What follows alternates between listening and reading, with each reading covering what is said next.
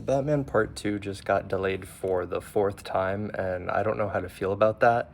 But also, what does this mean for James Gunn's DCU? Because James Gunn's original plan for the DCU was to have a separate Batman from Matt Reeves and Robert Pattinson's The Batman, and it was going to be called Batman the Brave and the Bold. Robin is supposed to be in it, and that's really all we know about it. James Gunn also makes it sound like this movie isn't going to be in development for a while, especially with the Batman going on part 1 and part 2, and there might even be a part 3 of Matt Reeves' The Batman. So James Gunn kind of wants to distance Batman Brave and the Bold from The Batman. I'm saying Batman a lot. Is it getting confusing? But now that The Batman is delayed until 2028, Batman Brave and the Bold probably won't come out anytime soon.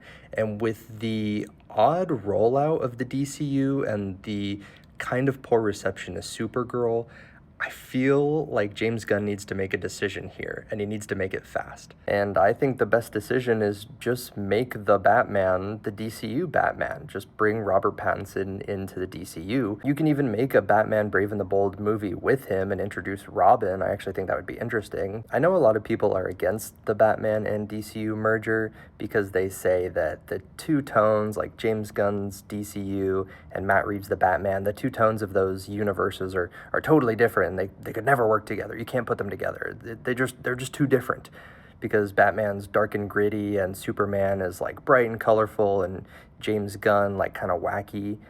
Guys, that's the point of Batman and Superman. That is the whole point of those characters, and why it's so cool to see them come together is because they're polar opposites. They're different. One is the Dark Knight and the other is the Man of Tomorrow. You know, Superman, he's wearing bright colors, flying through the sky, and Batman, dark and brooding, ninja in the shadows. That's the whole point, is the dichotomy between the two. I don't think it would confuse general audiences. If anything, I think having two separate Batman movies running at the same time would confuse people more.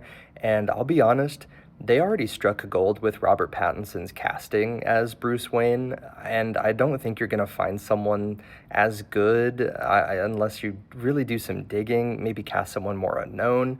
But I mean, it's Robert Pattinson, man. Like, he's on a generational run of movies right now. Like, use him while you can, please. James Gunn, I beg you, put him in the DCU, please.